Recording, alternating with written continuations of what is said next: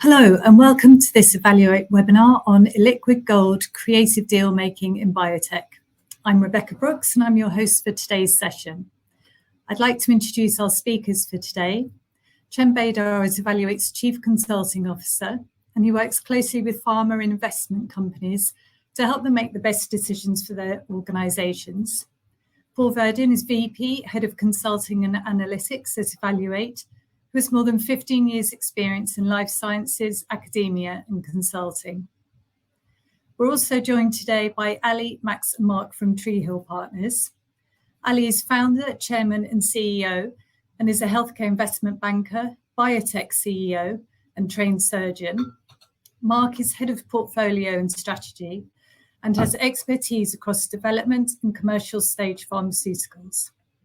And finally, Max is the co-founder and head of execution and is an experienced healthcare investment banker and strategy advisor. Before we begin, there are a couple of housekeeping points to cover. Firstly, the webinar should last for around 40 minutes and it's being recorded, so we will share the link for the recording along with the slides. Please do ask questions as we go through the session. We'll try to answer as many of them as possible at the end of the webinar. Any we aren't able to answer, we'll follow up with a little later. You can ask questions via the Ask a Question section towards the bottom of your screen. Please indicate if your question is for a particular speaker. Now, I'll hand over to Paul to give us an overview of the current landscape. Thank you, Paul.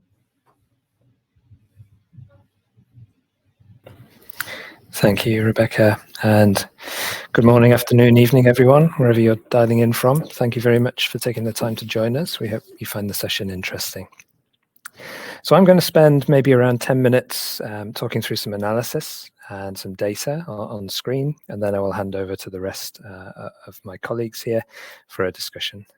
But before I do, just a few words on why we're here together, Evaluate and Tree Hill Partners, giving this joint webinar today. And this is because we've established a strategic partnership to provide complementary solutions in asset strategy, corporate strategy, and transaction advisory services. And we do this founded on our collective experience, and that includes the extensive transaction experience of Tree Hill Partners, powered by the combined resources of Norstella, of which Evaluate is now a part, which is one of the world's largest pharma intelligence providers. Okay, so with that, let me get started. And I've got a number of slides here which look at trends and a number of key metrics, if you like, in the landscape for pharma today. So I'm going to start here with sales. So this chart here is showing top line sales for the industry. And I guess the good news is that the industry is certainly able to drive innovation and top line growth. As you can see, the chart is certainly going up. And this is these forward-looking time periods here are a consensus of sell-side research of sort of equity analyst models. So what you can see here is that the sell-side community are forecasting a compound annual growth rate for the industry's top line of 7% between 2020 and out to 2028. And that will take the industry from just over around a 1.1 trillion industry today to just over 1.6 trillion by 2028. So from this perspective, pharma is an industry in strong health. And this picture has not materially changed in the last 3 to 6 months when we've looked at this. Sell-side analysts are still very much certainly optimistic about the industry's ability to drive top-line growth, even in the current climate, which we'll come on to in more detail. But if we dig into that sales trajectory into more detail and look at that by therapy area, this chart is showing recent history versus projected future growth rates by different major therapeutic categories in pharma. And you can see here the areas that are really driving that growth trend. For example, oncology, up in the top right here, a consistent double-digit growth driver for the industry. And actually, there are only 2 therapy areas here that are forecast to shrink to 2028, and that is, those are, should I say, anti-infectives, based on the big market swings we've seen driven by the COVID pandemic, and then the musculoskeletal space as well, driven primarily by the decline in sales of Humira on loss of market exclusivity. But as you can see here, many areas actually forecast to accelerate growth. So supporting that top line picture that there's a lot of optimism in the industry's ability to drive top line sales growth. But let's move on and look at another metric, this time looking at market cap and sort of performance of pharma on the public markets. And as I'm sure you'll be aware, pharma is taking something of a hammering on the public markets, and that's a sort of global issue, of course. Obviously, global events casting a negative shadow across the board, and pharma not immune to those effects. And what you can see on screen here is we've been following a group of around 700 listed pharma companies that are covered by the Evaluate databases since the beginning of the year. And I guess Q3, as you can see here on the chart, has shown, if nothing else, that there's always further to fall. More than $400 billion wiped from the market cap of this group of companies, and that on the top already of around $400 billion that was already lost in Q1 and Q2 combined. And I guess one factor or one aspect to point out is that in Q3, even big pharma, which had previously been relatively unimpacted by these market cap changes or these negative changes, was drawn in, losing almost $300 billion in market cap. So I mentioned global events, of course, casting a shadow sort of across the board, compounded by, I think, industry-specific factors as well, such as looming US pricing reform. These things are compounding to impact the share prices of listed pharma companies. So moving on, the next metric that I want to look at is M&A, and little here potentially to paint a particularly more positive picture. 2021 was very slow, as we've commented on previously, and that carried through into 2022. So there have been numerous points in time over the last sort of 6 to 9 months when I think we were all thinking maybe we're on the cusp of an upturn, but that hasn't happened yet, with Q3 also still being very muted. And Pfizer, the main name to mention, active at the deal table, sort of driving the trend, if you like. And actually Pfizer responsible for around a third of the M&A cash that's been deployed so far this year. It is worth noting, however, that transaction volume was relatively flat in Q3 versus Q2. So it's not that the M&A scene is completely grinding to a halt, but it's certainly a bit slower than recent history. And I think in previous quarters, we might have commented that stretched valuations could be holding buyers back. It may be more difficult to make that case now, but nonetheless, something, I guess, is holding buyers back, and we're seeing a relatively flat trend in M&A. If I move on to the next metric, this is we're looking here at flotations at IPO, and I think in terms of IPO, we can say that the window is all but shut. For the second quarter running, we had very low volumes, only 3 flotations in Q3 as we had in Q2. And worth noting also, these were all in the US. We haven't seen a listing in Europe since February. And as you can probably just about make out in the far right-hand side of the chart, the red bars, that the value raised plunged once again in Q3, with the majority of that actually driven by one flotation.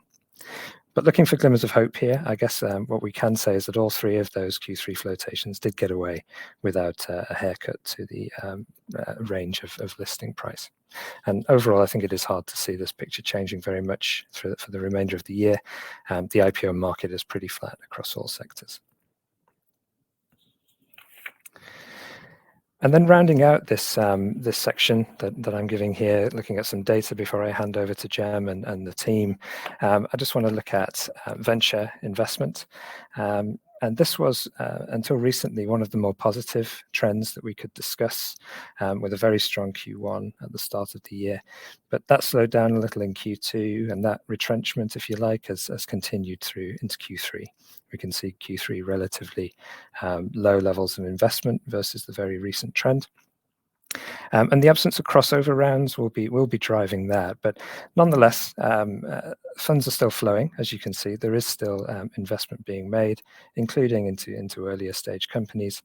But for those companies perhaps that don't hit the bar, don't tick enough boxes for venture investors, it could be a more challenging environment with those investors surely aware that they may need to support their portfolio companies for a little longer in the current climate. So I think all in all, a very highly sort of challenging combination of factors at play right now in the landscape, which leaders of pharma and biotech companies, both large and small, are having to navigate. And with that, I will hand over to Jem, Ali, Max, and Mark for their perspectives on deal making in the current climate. Great, thank you, Paul. Over to you, Jem. Thanks, Rebecca. Thanks, Paul, for the crisp and insightful summary of the market dynamics. Over the next 20 minutes or so, we will be discussing some of the critical dynamics and some pressing questions that arise, from these, critical dynamics, I would say, with our colleagues at Three Hill Partners.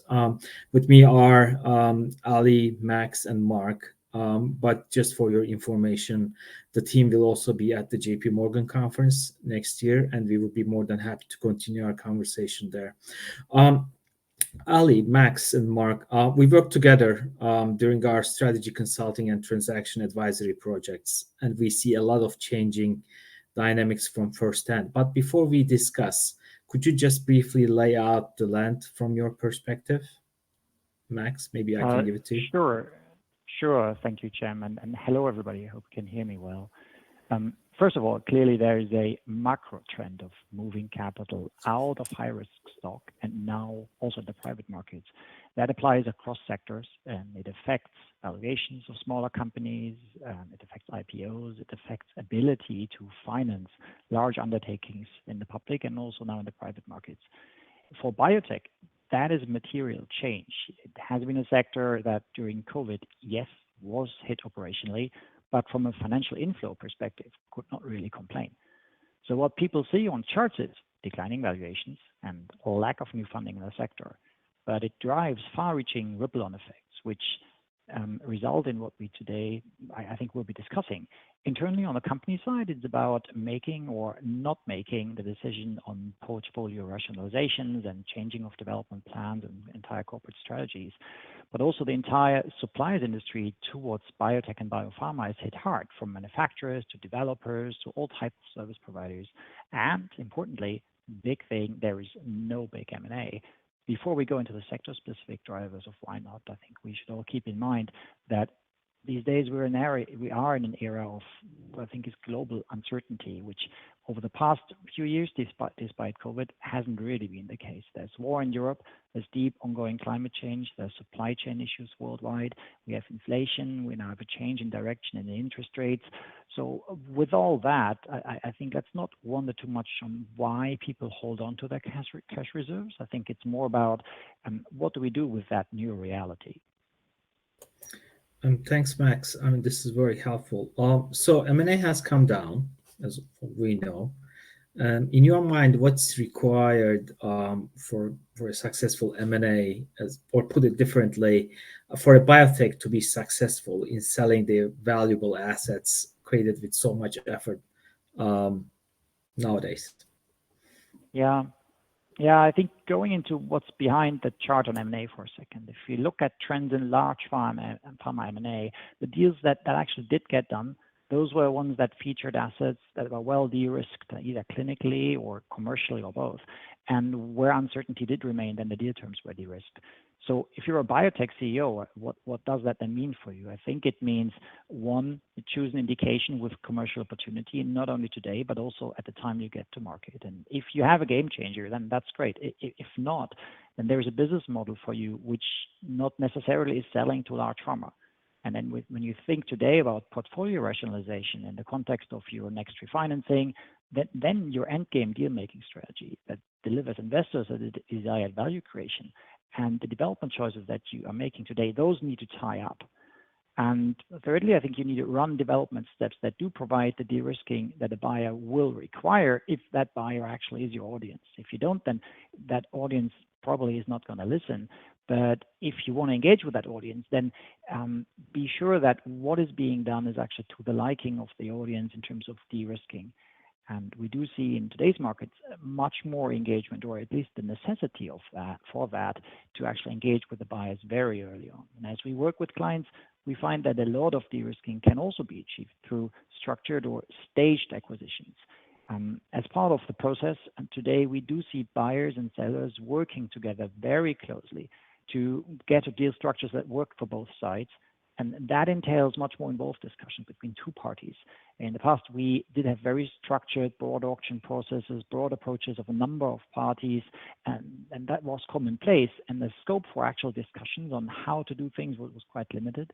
A key to success, if you have bilateral discussions, though, is whether there's opportunity for value creation on both sides. So if you think there's anything that can go beyond the value that the programs in of themselves that can deliver, but there's value in working with that other party and building something on that.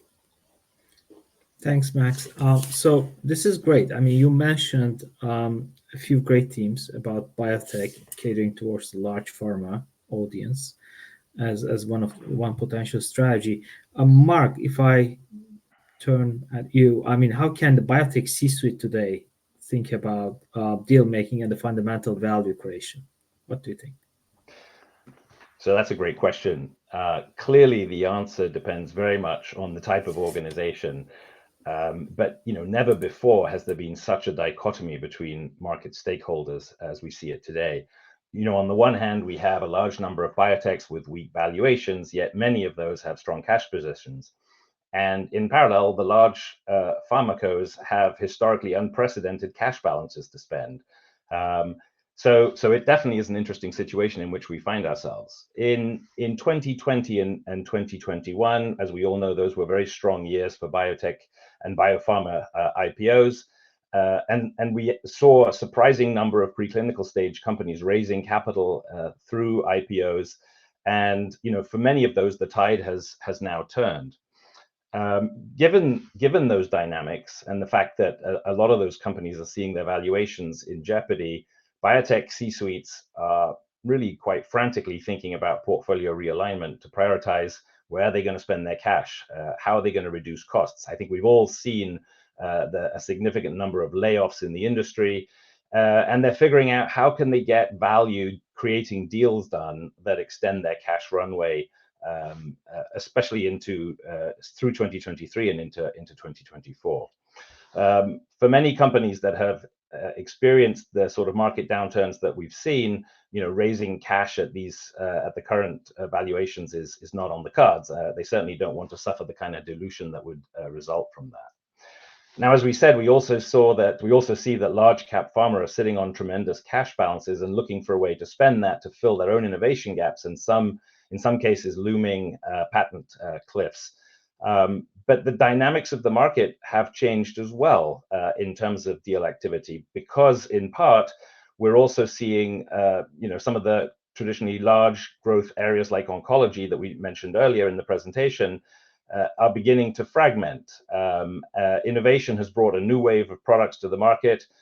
We've seen cell therapies, we've seen novel biologics such as bispecifics and ADCs, and many of those products are now targeting ever more specific segments of treatment landscape, and so we're less likely to see the multi-billion-dollar blockbusters like Keytruda emerging. So if we bring this back to deal making, big pharma needs big deals. So many biotechs that are today in these difficult situations with their pipeline products are not finding it easy to find partners and to convince the big pharma companies to partner with them. On the other hand, if we can contrast that with the fact that if we look at those pharmaceutical companies that have had success, those that source early stage assets tend to be outperforming the sector. So, it's also not surprising that we've seen some of the largest deals in the first half of 2022 be for access to technology platforms. And these deals are presumably deals that provide the large cap player with proprietary access to future assets in innovative spaces and allow them to retain more value downstream, especially. Given this, we do share the expectation that these dynamics are likely to lead us towards more biotech deals between players with cash but depreciated valuations, or even publicly traded and private companies. At the end of the day, biotech CEOs and CBOs should be very focused on creative deal structures as a way of driving their valuations up. and ensuring that their innovations and their pipeline products find a path to approval and to market, and ultimately into patients. Thanks, Mark. So as we discussed, although M&A activity is down, deal making so far in 2020 has been strong. So what does actually need to change, Ali? What do you think? And also, if you could sort of paint the picture from the perspective from your recent discussions, because you are always talking to on both sides of the investors. What are the things that you think will be changing or will need to change? Thank you. Sure. So, I mean, as the team have said, we're in unprecedented, uncharted waters where the market has been illiquid for an extended period of time, having come out of a extended pandemic. So, the companies that have highly innovative drugs or have strong platforms that that can fit into large cap pharma's need for platform technology, those companies were able to trade prior to this and have been able to transact during this. That probably constitutes 5 to 10% of the biotech landscape. For the remaining 90 to 95%, there is still a strong clinical need. There's a patient demand. There is an absolute rationale for those companies to continue developing their drug. But the large cap pharma market isn't there. The liquidity from IPOs isn't there. So people are forced to now think about innovative deal structures.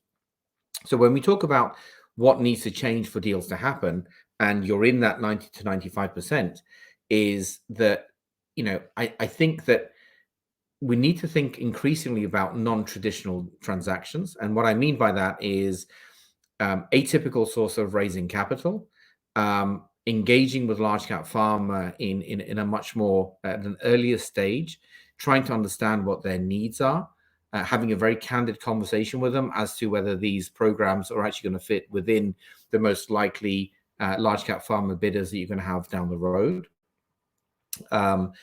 A lot of times we see companies getting to early collaborations through an MTA to start building a relationship, which then leads to a licensing process. But that needs to be done, obviously ahead of time. Running a process which is dependent on buyers is something that we as bankers are really not within the comfort zone of most bankers, which is if you've got a group of, for example, 5 or 6 most likely bidders, you always see processes running 20 to 30 people within the process, but actually it's not tailored to the needs and the wants of the most likely 5 to 6. So what we're seeing is processes which are tailored to the buyer's needs, engaging with the top 2 or 3 buyers in a very intimate series of conversations where you work together to knit together a deal which isn't based on competitive tension, is where we're seeing the most kind of traction made. With regards to transaction structure, we're seeing that when you have a one-on-one conversation, you then have an extended period of time deciding what transaction structure works. So usually we have licensing versus, for example, M&A. In a lot of processes we're working at the moment, it's a bit of a hybrid where there's an option component to it. There's an element for a co-co in terms of co-development, commercialization. There's a role for the CROs or the CSOs to play in that. So I think if we're going to see more deals happen in 2023, they have to be more personal and more thought through than just hiring an advisor and going out and sounding the market and getting competitive tension. And Cem, perhaps if I could add to what Ali just said, and referring back to my comment previously about biotech deals, I think those companies, specifically between biotech companies with complementary resources and assets, they should be looking to partner with each other as well. Now, we've seen biotech deals in the past, but the sort of deals that we're thinking about is a relatively new white space that I think has a lot of opportunity associated with it. We've of course seen mid-sized pharma engage with biotech, but these sorts of deep collaborations between biotechs is something that hasn't really been observed. And frankly, these companies aren't typically organized appropriately for those sorts of deal structures. Now, such deals should be structured to leverage the right resources against the best assets of the combined or partnered entities. And those sorts of deals should be looked at through the strategic perspective, that goes beyond cash and compounds. As we said, resources and capabilities become critical in such deal structures. Furthermore, those sorts of structures can result in share price appreciation, and it may very well make sense for cash-rich, let's say, preclinical companies that may have come off of an IPO in the last 12 to 18 months, but with sinking valuations, to partner with cash flow counterparties with more advanced clinical programs. Those structures can drive up valuations, allowing further capital to be raised. And frankly, those might be some of the first deals that we see in 2023 as well. Now, when I talk about these sorts of structures, I am thinking beyond the sort of deals that we've seen in the past, where a company reverse merges with a publicly listed shell that whose assets have failed in the past. So I think that could be an area of interest. Now, whether we see a lot of those, that remains to be seen. And just to add another thought that I think we may touch on as well later is the possibility of partnership between biotech and service providers. These are, these could be interesting tie-ups where you have really world-class capabilities in terms of development within the service providers, sitting with, combining with biotechs that have really cutting-edge technologies. And frankly, those sorts of tie-ups may be attractive to investors who, first of all, would like the tie-up of those capabilities with the technological assets.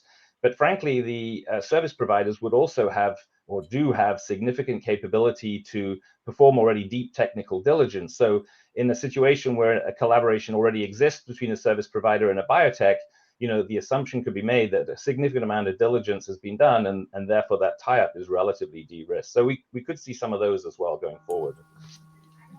That's very interesting and helpful, actually. I think we are also on the same page in terms of seeing something very creative or out of the box.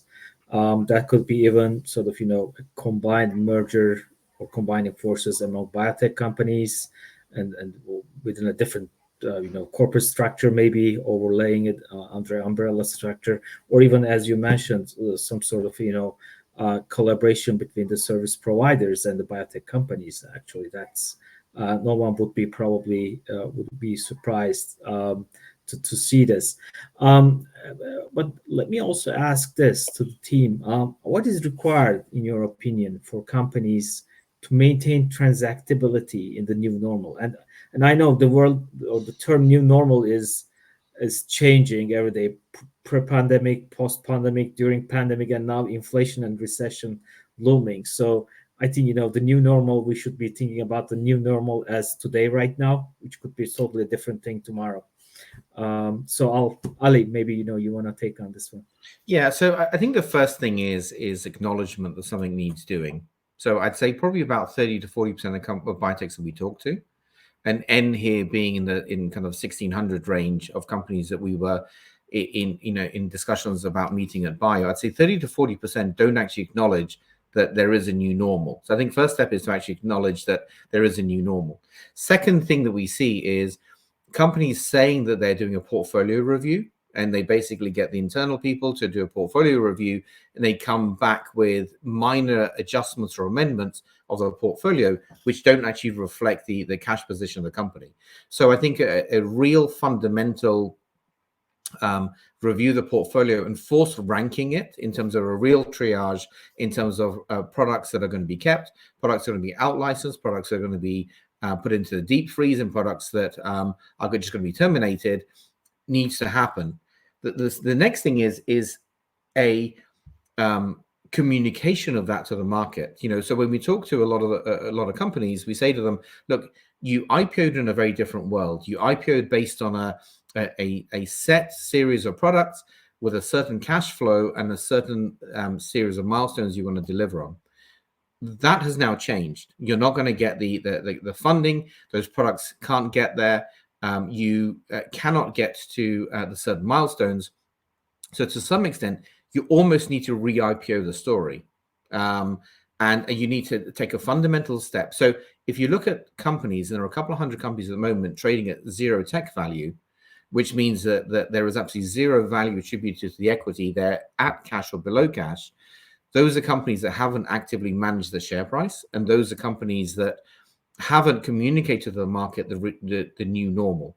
So I think in order to transact, and we are probably in a dozen or so discussions with companies that are trading at or below cash, and when a buyer approaches them, there's a divergence between the transaction value, the market cap, and the cash reserve. So we're not seeing those companies transact, and with them, a lot of them are just waiting for the market to come back. So if you want to really address transactability, I think you have to embrace the fact that we're in a new normal, and as new normal changes, then you need to adapt to that. But repeating this, a significant proportion of companies we talk to haven't actually embraced the fact that there is a new normal.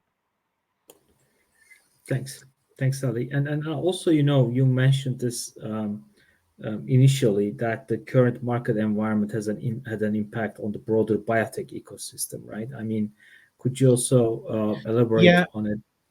We've looked at companies that we think statistically will succeed, and companies that will stagnate, and some companies that just won't make it.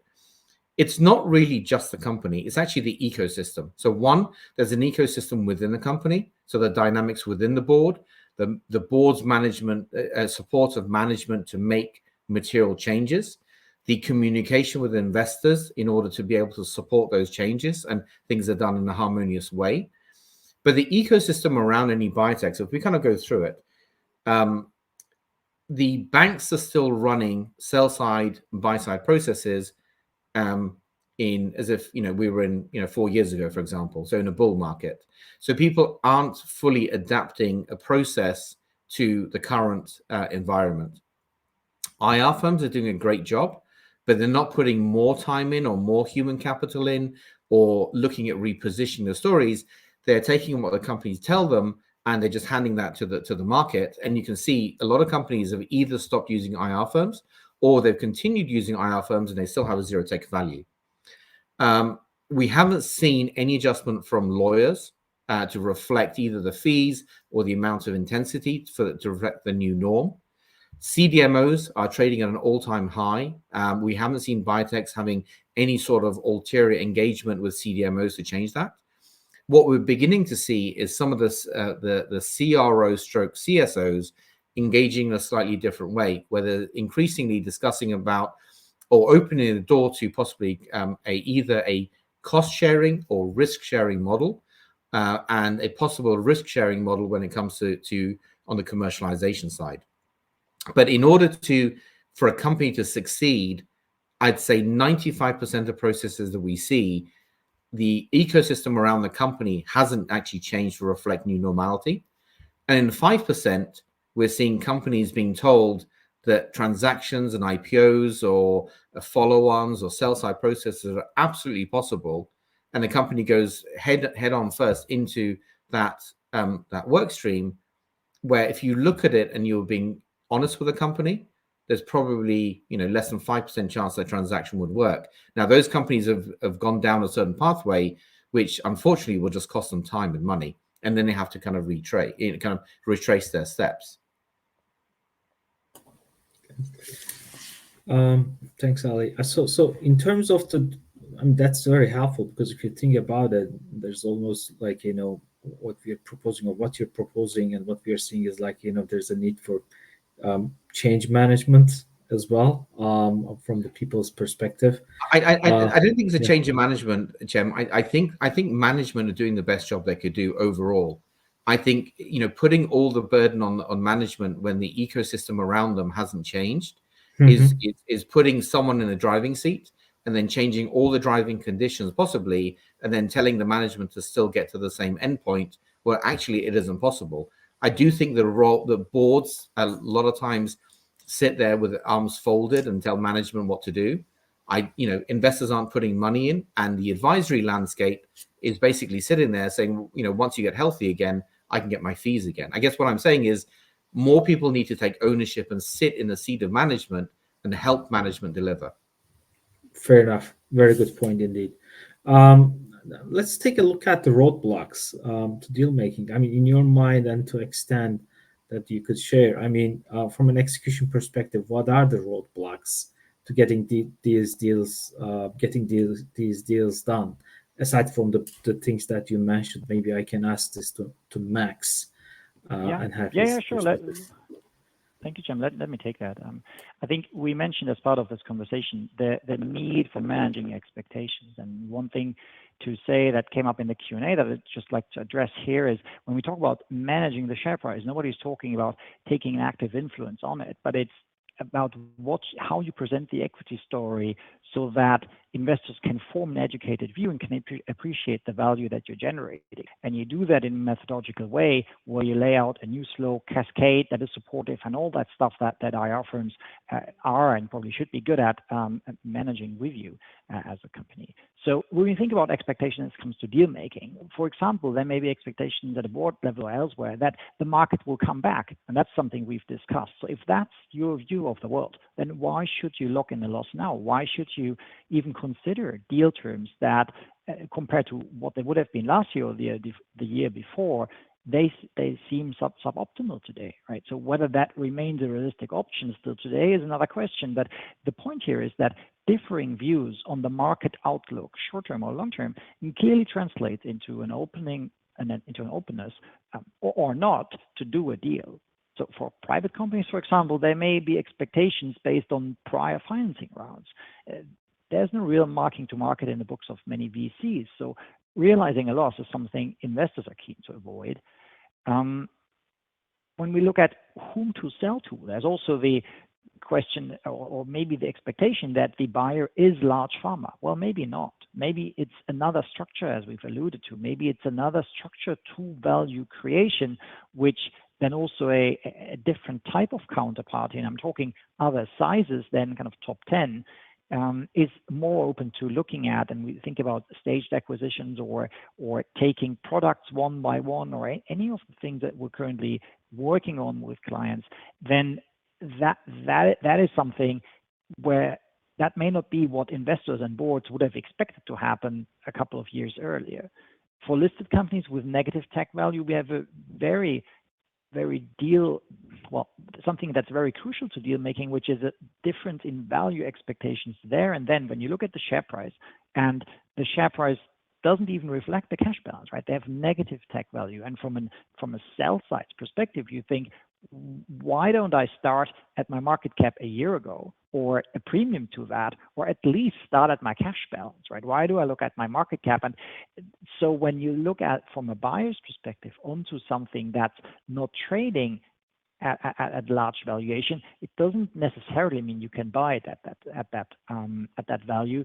So we're talking about can the board of that company really accept taking a low, quote unquote, lowball offer? Can they see this being a viable alternative towards or versus continuing what the company is doing on its own with its internal portfolio, maybe under a revised development program, but importantly, with the cash that has previously been given to that company in order to progress just that portfolio and nothing else.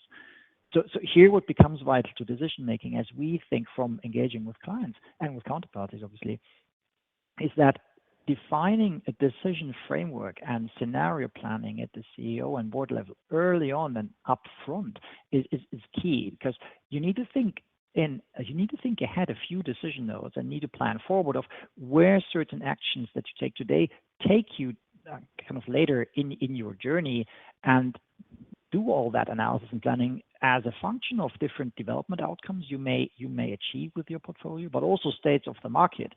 And only then, I think a board and a C-suite can make informed decisions about whether a deal should be taken or not. And just one point to add from my side, Cem, is that the biggest killer for any of these processes is lack of preparation.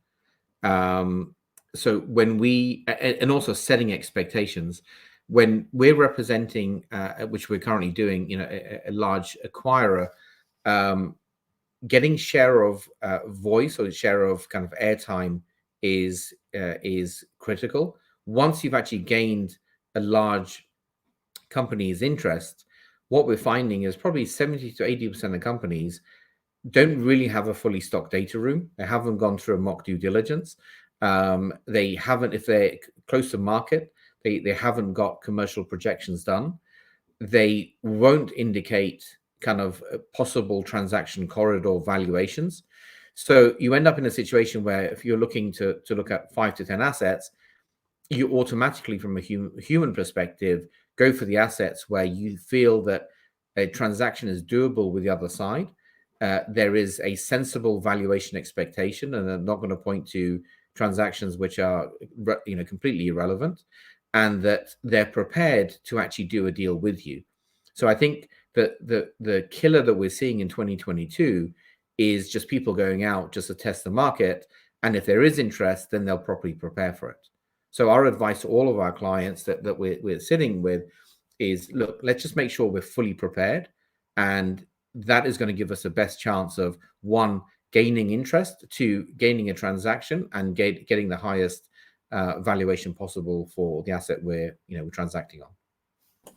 Thanks, Ali. I'm conscious that we are coming to the end of the webinar, but I have two more questions to you or to the team. The first one is, what about the sources of funding? We have clearly seen that biotech funding has dropped dramatically, in terms of value and volume. And finally, if you go back to the expectations of the market and so on, what are your, in a way, expectations from the market within the next few months or so, and the recommendations for people who are in this situation, both on the buy side and the sell side? So I'll maybe start with the first one, and Mark, maybe I can start with you about the source of funding.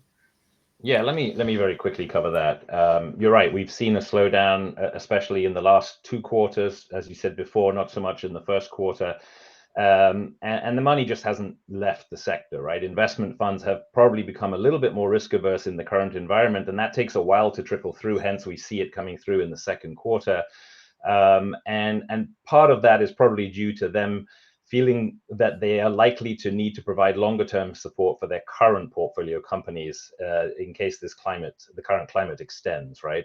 And that's probably eroding their willingness to make new investments at this point in time. They're frankly probably waiting to see a little bit how this plays out in the short term.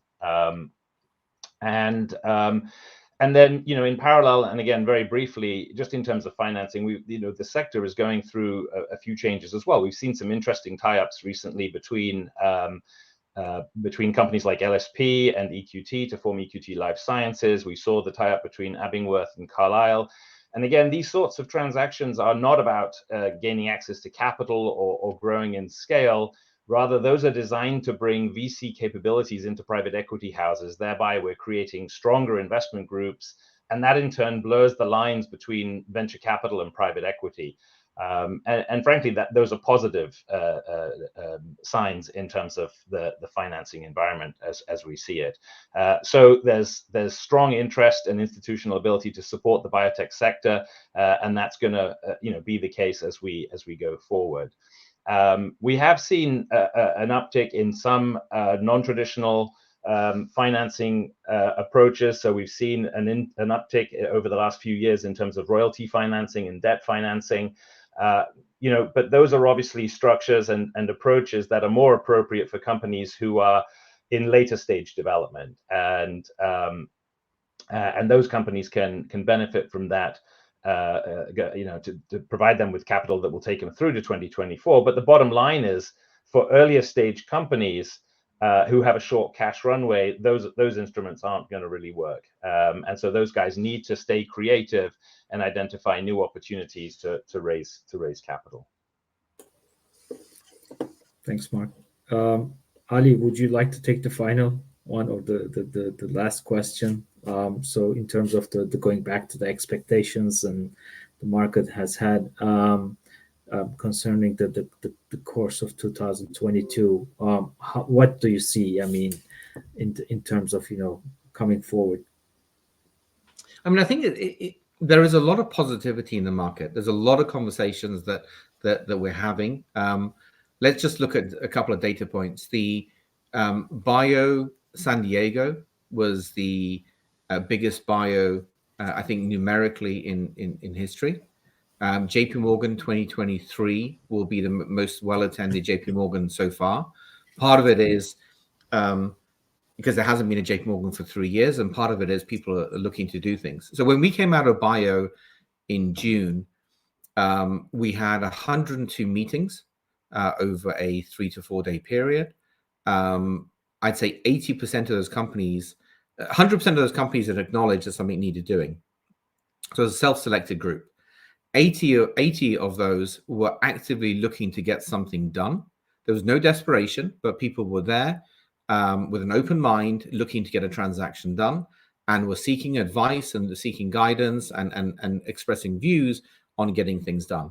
This week has been a conference in London. We've seen that momentum continue, and the preparation for JP Morgan in 2023 is exactly the same. So I think there's a lot of positive momentum there. I think, when the floodgates open and the money starts to trickle in, it's going to be the survival of the people who are the most well prepared. So, we're advising people to make sure they're prepared for a sell side or an IPO by making sure they have a data room, they've done the mock diligences, they have done the projections they need to do. I think the conversations between biotechs is an area that we've been discussing a lot. The strength of that is that there's a lot of companies that have significant cash reserves and products that either they don't want to or are not developing, and other companies that have good products that have got good momentum that actually some additional capital can create a lot of value. There, I think the rate limiting step is usually the human interaction. So the fight for capital, who becomes the CEO, who remains as the CFO. I think we'll see a lot of conversation in 2023, and we'll see a couple of transactions printed. We are seeing alternate source of capital coming in into the market, where we are having lots of conversations with people saying to us, look, I'm not a traditional healthcare investor. I don't really have an ability to quantify the risk. Could you guys help us understand, of these 50 or so opportunities that are in front of us, which are the ones that we should look at, which are the ones we should acquire, and then how do we manage them? So I do think there is a lot of value that will be created in 2023. The momentum is there. I just think we just need to make sure that the companies that succeed are at the front of the queue, not on the back of it. Thanks, Ali. Ali, Max, Mark, it has been a true pleasure to have you today. Maybe we can take some of the questions from the chat room, and Rebecca, if you could help us to go through it before we wrap up, that would be great. Yeah, we've had quite a few questions coming in, which I think mostly have been covered during the discussion. We are sort of running out of time now, so I think we can follow up with any questions that haven't been answered, and we'll endeavour to get back to everyone in due course. I think we probably need to wrap things up now. I just want to say a huge thank you to all our speakers for your insights. It was a fascinating discussion, and for everyone joining us today. If you'd like to speak to us further, please drop a note into the Q&A, and we will get back to you. And we will be sending out a copy of the recording along with a copy of the slides. And we hope to see you soon on the next Evaluate webinar. Thank you. Thank you all.